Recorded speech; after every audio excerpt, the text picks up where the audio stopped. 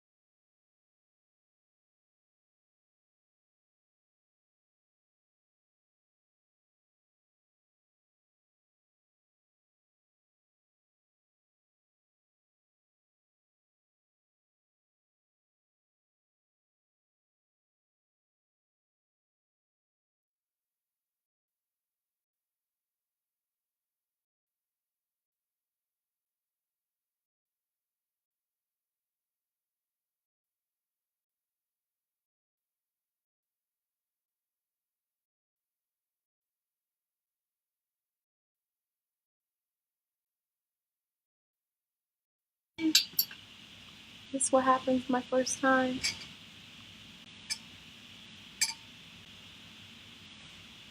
Can you hear us? Can you hear us? Oh, somebody said they couldn't hear us? Right. Not somebody, everyone. Oh, wow. I know. You mean all that talking? I know, that's what I'm saying. This was good. Hello? Okay, somebody say something now. Can you hear us? Can you hear us? Hello? Can you hear me? Can you hear us? Hello? I think yours is good. I see it moving. The meter's moving.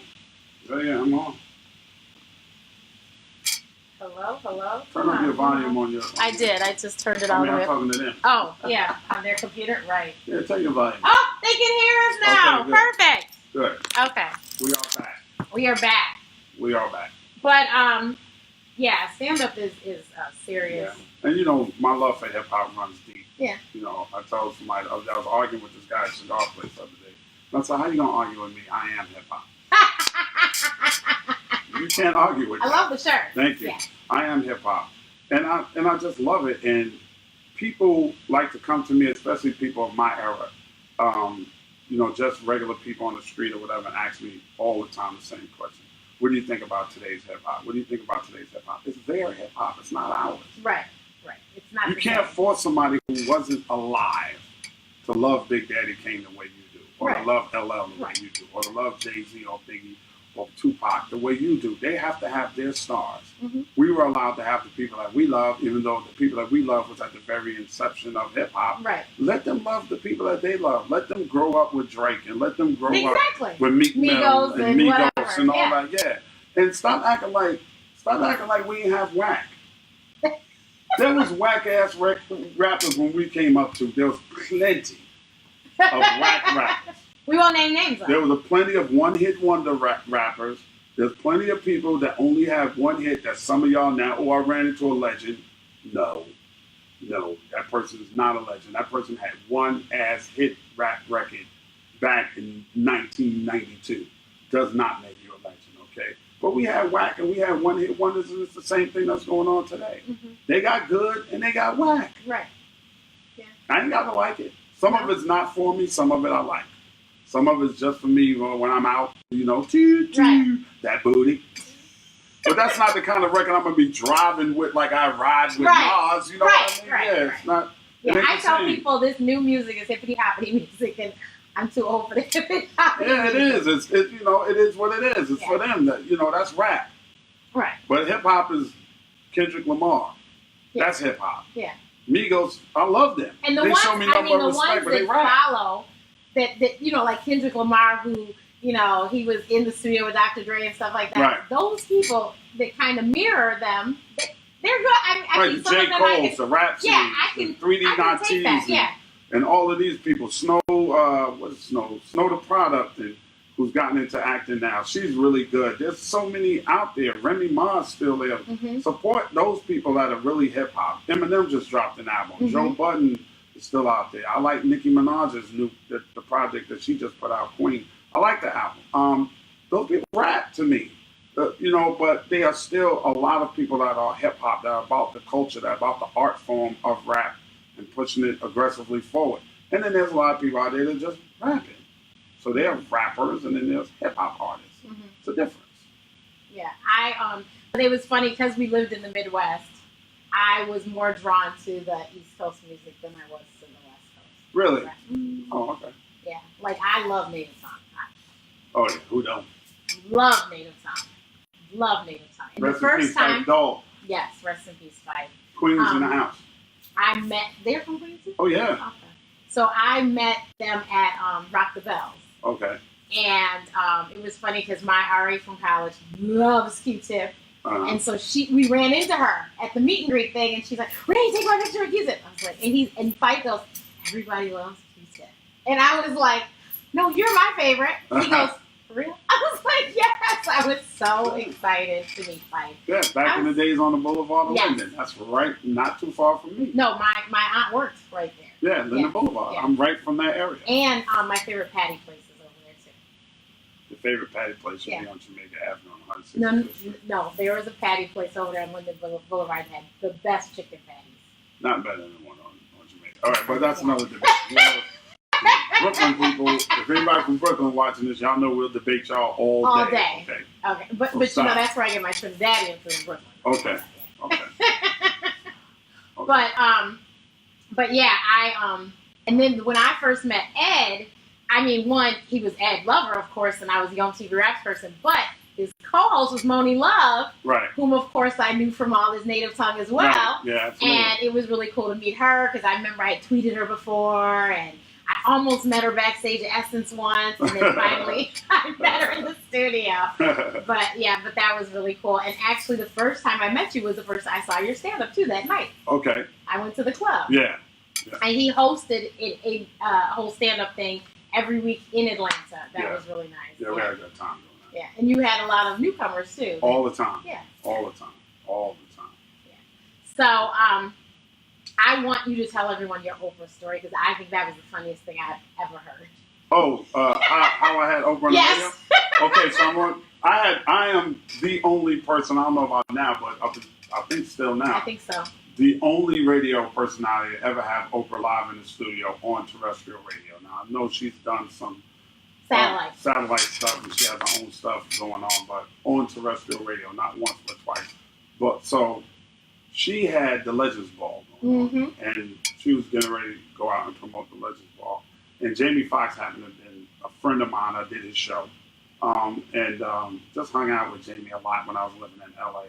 And Jamie was up, and we were talking about those newspaper articles and stuff that had come out that Oprah didn't like hip hop, that she had the entire cast of Crash on, right, and not Ludacris, and she didn't appreciate the misogynistic lyrics of the music and all of that stuff. So I said, Jamie, you cool with Oprah and Gail, right? And he was like, yeah. I was like, well, tell Oprah to come by. Roll up. No, she don't need no invitation. We don't need to do no, can we talk to the publicist and management? Right. Just tell her to come. All right. And I was on in the afternoons at the time. So one day I come into work, and my cousin Reginald, God rest his soul, had gotten murdered, and we was having his wake that night. So I was leaving early. So I left, and I'm driving down the block, and my assistant is with me, and we're driving. I'm going to go home and change my clothes and come back into the city for the wake. I was living in New Jersey. And his phone rings, and he picks the phone up, and he goes, yo, what's up? They go, is Ed with you? So they go, Ed, come on, I work for Ed. Ed's always right next to me. Are you kidding me? Y'all need to come back here because Oprah's here. He go, man, y'all need to stop playing. Right? I hang the phone up, and we drive, and the phone rings again. And he picks the phone up, and he goes, no, seriously. And then they call my phone. It's like, Ed, Oprah is here, and she's looking for you. So I jump out the car. I tell my assistant, bring the car back around, put it back in the lot. And I run back to the radio station. And I get in the lobby, and everybody's making all this commotion. Now I know it's real. Right. Oprah's upstairs. So I get upstairs, and I walk in the green room. And she goes, hey, baby, I've been waiting for you. We walk right into the studio. I shut everything off. Whatever song is playing is dead. I don't care. In the middle. Ladies and gentlemen, my in-studio guest, Miss Oprah Winfrey. And she came. Came and did the show, and we had a great show. And I said, Oprah, I heard you don't like hip hop. She's like, no, I like it. I listen to Jigga, I listen to Jay. I like Biggie, but you ain't got to bitch and hold me to death. I was like, did you just say bitch on my show? She was like, yes, I did. We had a good time. And then she called when she did Madison Square Garden. She called and she let us broadcast live from there. And then she came downstairs from the makeup room to see me. Me and her walked around and got my mom off the line. And she put my mother dead in the front. Yeah. And then her and Gail shouted me out. This is the one thing I'm mad at Oprah from. The next time you shout me out, could you tell me in advance that you're going to shout me out so I can write a quick book or some shit to sell? All right, because they shouted me out on the show, on the end of the show, and was telling everybody about how they rolled up the Power 105 to see me. And they was like, we love Ed Lover. Do you know for that entire month, I was the most Googled name in the United States? People was like, not the people that know, but those middle American white people that love Oprah was like, who in the fuck is Ed Lover? Right. And why does Oprah like him? If I'd have had anything to sell, anything, that I could have took the market right there. They would have bought this shit out just because Oprah said, well, Oprah love them. Right. We love them too. Yep. Mm-hmm. That is yeah, funny. and me and O are still cool to this day. Like, I can get in touch with Oprah if I want to. That's awesome. I call her on her birthday. I always say Happy New Year's, and I always say Merry Christmas.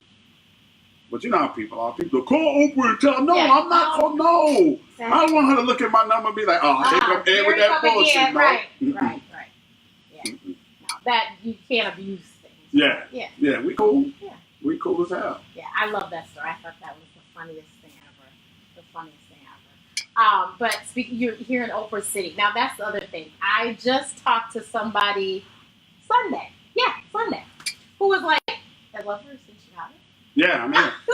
Yes, we are here. Look, you see this? Yeah, this is on the radio in Chicago. Yeah. He's on every morning, you guys. He lives here. When I walk the street, people always say, I listen to your show, and I didn't think you were here. Because Steve Harvey and Ricky Smiley, I'm here, folks. Yes. I'm here. Yeah. You know, Steve left us. Yeah, Ricky was never here. Yeah. But Ed is here. He is here with us here in Chicago. Yeah. And when Miss Winfrey comes back, he'll have to welcome her. Yeah, absolutely. Welcome back to her city. Yeah, get back here soon, Oprah. Please. But so what you've not? I think there's not one form of media you haven't done yet. So is there anything you haven't done? Broadway. And would you do you want to? Absolutely. So the funny thing is, I told my sister I'm going to be on Broadway one day. Yeah. I was a triple threat. I sing, I dance, and I act. Right. I was like, I'm going to just maybe it'll be a one-woman show. I don't know. Maybe one night only. I don't care. I don't care. Yeah. Or either it can be off Broadway, anything. I mean, you know, I was slated to do one of those plays, but it never came to fruition. But I would love to do that also, just like acting in a play. Okay. Yeah. Now, when is your book coming? Speaking of I don't know. I feel I'm so. I had one young lady that we were supposed to sit down and write it, and she's heavy into the literary world, but then we did some business outside of that, and she jerked me around, so I killed that idea. But I just don't. I don't know why I feel like if I write this book, I'm closing my own chapter. On my life, and I got so much more I want to do. It's not over yet. No. But then there's more than one book. Says the woman who hasn't wrote her book yet. Yeah. But, you know, and everybody, you know, people wrote books. Angie Martinez wrote her book, and just really misrepresented what happened with me in that book. I never went back and called Puffy. I didn't even have Puffy's number like that. I never called Puffy to tell Puff about her interview with Tupac. Why would I do that when you already clearly said I sent one of my best friends with you to LA for your protection? So why would I try to stop your interview with Tupac? I really don't think people are ready. Like, there's a lot of stuff about Tupac that I'm glad that is coming out now that I already knew that people are just not ready to accept. You know what I mean? People are not ready to accept that he was a human being and he made a mistake. He made a mistake. He started a beef with Biggie that didn't need to be started. He made a grave mistake. And a lot of that came out of the fact that at that time, Biggie was a bigger artist than Tupac was. And they were friends, and he was a little bit jealous. He really was. He was just human. Mm-hmm. You know, a lot of that stuff, I got to argue with people about, you know, my man Stretch and our relationship. Pac says Stretch was a snitch. So because he was mad at him at the time, that means it has to be true. Like, that's the kind of stuff that kind of like really bothers me. You know what I mean? Mm-hmm. Especially when we're getting into that area of things. And a lot of things about a lot of people's business that I actually know that I wouldn't want to put in. Right. You know what I think that your story is one, like I said, that's why I invite people to the show, motivating and inspiring. So, you know, there's some kid out there, scoliosis, you know, missing the whole, senior year of high school. There's some kid out there. I deal with psoriasis every day of my life. Yeah. You know, now. I mean, I've been divorced. I'm remarried very happily. Now, I mean, I just, you know, you go through things in life. Right. And that's what I'm saying. And I think that it would motivate and inspire people. And like I said, you don't have to put the whole thing in one book. It could be, this is one book, and then there's another one 2 years. I'm not the most super religious, go to church every Sunday type of dude, and I still haven't been in your mother's church. I apologize for that. But I am spiritual, and I do believe in a higher power, and I do believe that for some reason, and I was not the best musician in our band, but for some reason, God just continues to show favor to me. And sometimes we trying to figure out why me.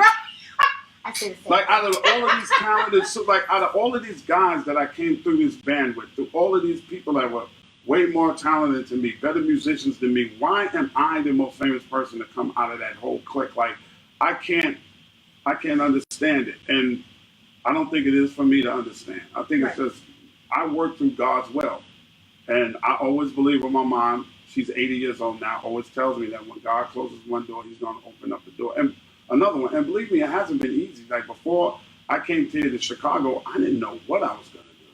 Like I was actually really going to start putting in applications for a regular job, but I haven't had a regular job in so long.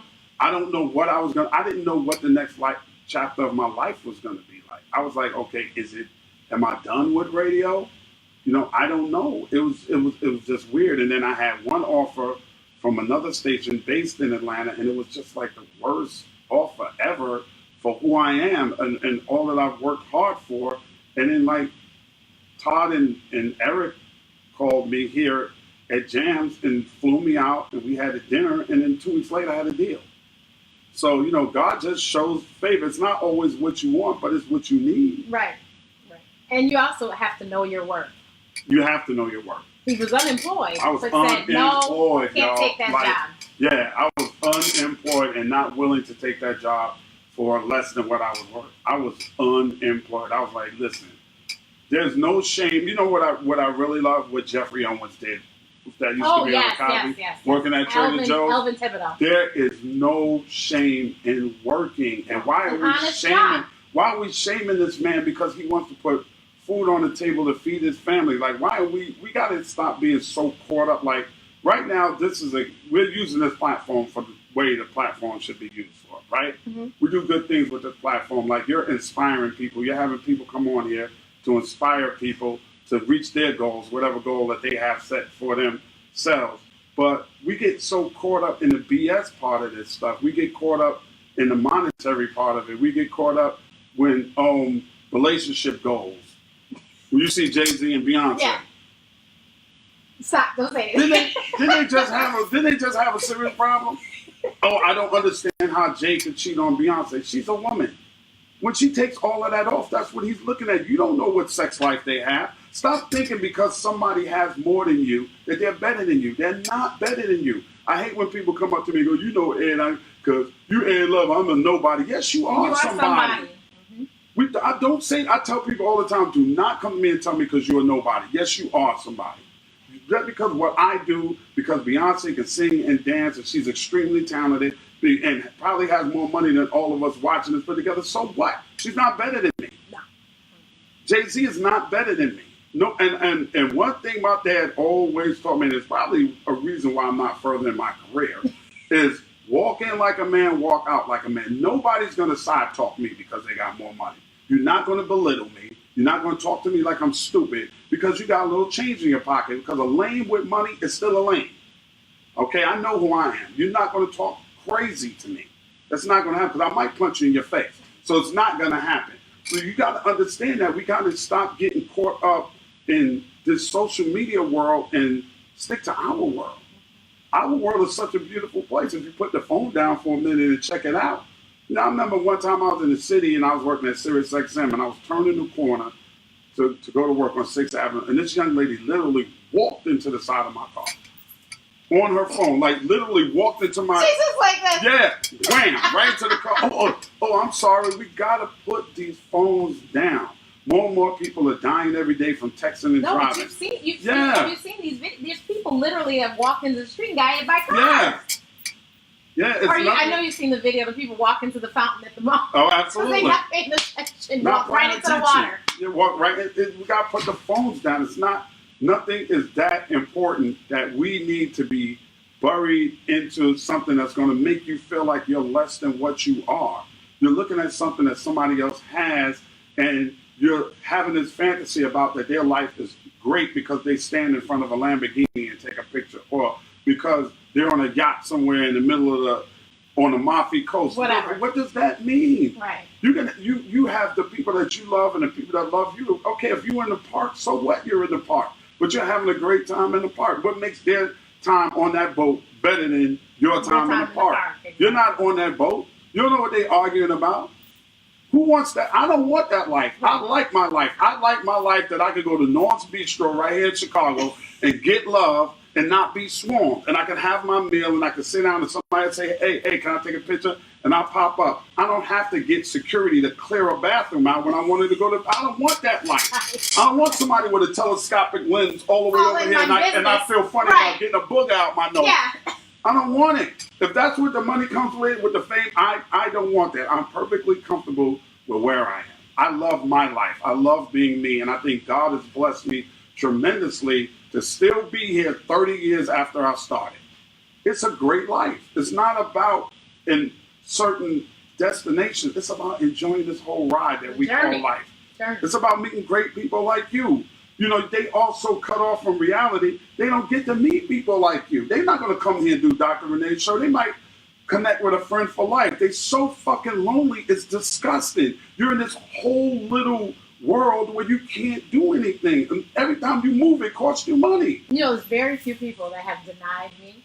But the people that have are so much smaller than the people that have been on the show. I was like, oh, okay. Because people starting to believe that, I have 225,000 followers.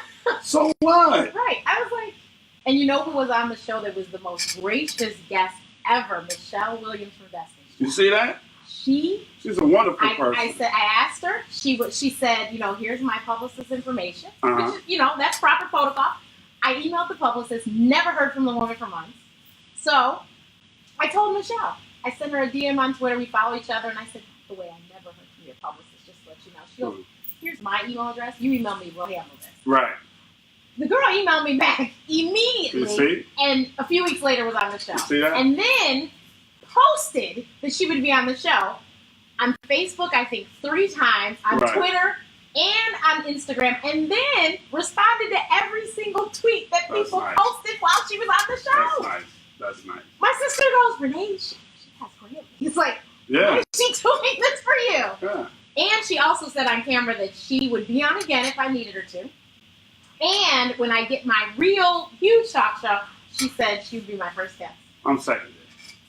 People do too many LOLs, man. Stop living off likes. Yeah. You got to get back to being human beings again. And you know what? People talk about me because I'm so behind with my posts on social media. But you guys, I live life. Like, I enjoy life. I have great experiences. And I just don't always remember to pull out the phone. Nah, I don't either.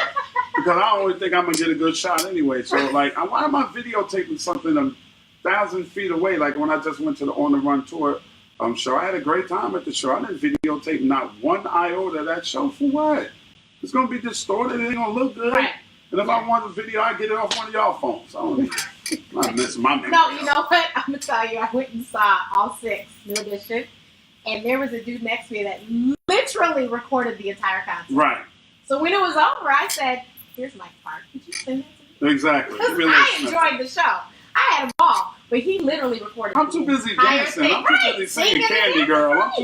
I'm too busy hoping that they do Is This the End or something that I haven't seen in a long time. You know what I mean? Yeah. So he's right. You got to get off of social and you got to live life. So I'm telling you, life is a great thing if you live it. Yeah. Stop being bored. And it's amazing the things you can accomplish if you just pay attention. Yeah. When you put the phone down, go do your laundry. I'm mad you all missed the beginning because Ed told us how he got here. And it was an amazing story. On a broomstick. That's how I got here. He's so silly. He's so silly. You can look that part up. Yes. Yeah, so you can look up his whole, the whole Yo on TV. But before Ed came to Chicago, he was in Atlanta on the radio. That's what he was saying. Before that job ended and then this one came. So yeah, thank God. We're grateful. We're happy to have you. Happy to be here. Yes, and everyone, he really is in Chicago. Yeah, I'm here. So you all should get in touch with Ed because he'll come and kiss the babies and shake the hands and all that great stuff. All the time. Just follow me on Twitter, Mr. Come On Son, and on Instagram at Ed Lover. DM me. You can DM me too with questions, but don't.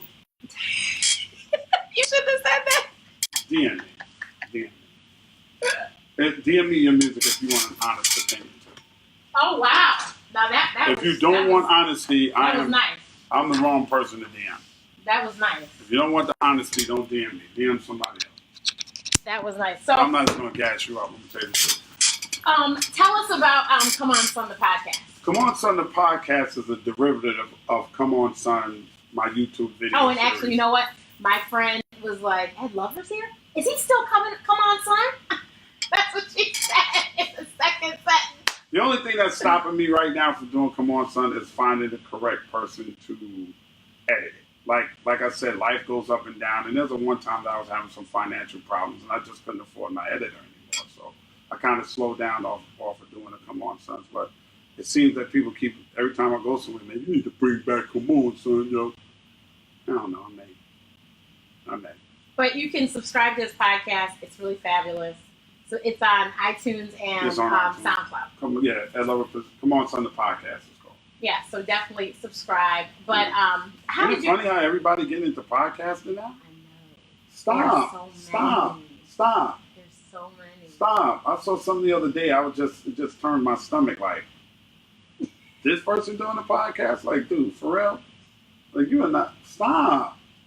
No. I mean, I feel you should do one if you have something to say. I feel you should do one if you're qualified to do a podcast. It's like, is everybody out there a doctor? All right, that's all I'm going to say. She's a doctor for a reason. I'm not a doctor. No, guess what? I'm going to do surgery today just because. No, because now being a doctor is popular. So now everybody going to throw doctor. With Facebook Live, everybody thinks that they need to go live. No. Stop. I didn't start doing radio until I knew how to do radio. That I knew that I was going to concentrate and be good at it. Right. All right. You don't know. Nobody will hear your podcast. All right. I'm gonna give you a hint. If you go past 3 months of your podcast and 100 people haven't listened, forget it. Okay. Oh wow. Do something else. That's something. But that's what I'm saying. It's right. A beautiful world. You can contribute in another way. Yeah. There's a lot of people that find your talent. Don't block your blessings. Right. You may not be the best singer, but you may be a hell of a songwriter. Songwriters is the ones that make the money. Exactly. Right? Yeah. So be the songwriter. You don't have to be in front of the camera. Everybody, that's the gift and the curse of this thing. It is. Everybody think now they got their own TV show. Mm-hmm. Now everybody thinks they're an Instagram comedian. Then when they get on stage, they can't hold 5 minutes. Yeah. You're not. So my mom loves to tell the story that in day camp when I was like 8 years old, they had a talent show. And so my talent was telling jokes. And my mother was like, no one laughed at me. That's when you figured it out, huh? She was like, oh, God, this is horrible. Oh, it's horrible. When nobody laughs, it's, oh, woo. When you can hear people ordering chicken wings during your set, oh, no. It's never happened to you. It's not good. Oh, yes, it has. Yeah, bomb. Everybody bombs. You know what I do when I bomb? Thank y'all for coming out. Good night. I don't waste no more. No, I throw it out there and it don't work. I'll be like, all right, I want funny tonight, y'all. I got to go. I'm done. It's heartbreaking, but you gotta, oh yeah, don't waste nobody's time. You know, the comedians that just stand up there like, nah, bro, it ain't work tonight. It ain't working. It ain't working. Remix. Yeah. That don't mean you're not funny. That don't mean you're not funny. It could be the audience. Right. I always say you need to read your audience. That's right. Everybody's so not all jokes are for everyone. No. Yeah. And that's that whole comedy thing is just so complex. Well, you got to read the audience, and then the timing, and then it's just so much. What you're saying, and now is what you can touch. You can't touch everything. Oh, you're right. You're right. You know what I mean? You got to be careful. Now you got to be politically correct. Not I. Yeah. Have you ever done Royale's thing, the mixtape comedy show? No. Okay. Because you can't cuss. So that's the other thing. And some people get up there and they have trouble with that. And we're like, what are you saying? Why can't you cuss? That's the rules. Who made these rules up? I don't know. And it's not that, Royale, it's not that you don't cuss, but Lil Rel? No, Royale. Royale Watkins? During his mixtape comedy show, you can't cuss. That's why I never did it. Fuck that. I think I saw George Wallace last year, and I think he slipped. Oh, and I know who slipped a lot. Kim Whitley. She was having of course trouble. she is. She was having trouble with Kim Whitley cursed. But yeah, right. I mean, but But I want you to write that book. Okay. We're gonna work on this because I think it needs to be written. Everyone needs to listen to 104.3 Jams. And Please. You can listen to it, even if you're not in Chicago. Radio.com. That's the name of the app. Look it up. It's free. 6 a.m. Radio.com. to 10 a.m. too, but that's Central Time. Yeah. So if you're on East Coast time, then you are 7, right? 7 to 11. Right, and if you're in the West Cali? Coast, then you're 2 hours behind us. Right. So you're 3 hours behind New York. 4 to 8. Yeah, 4 to 8.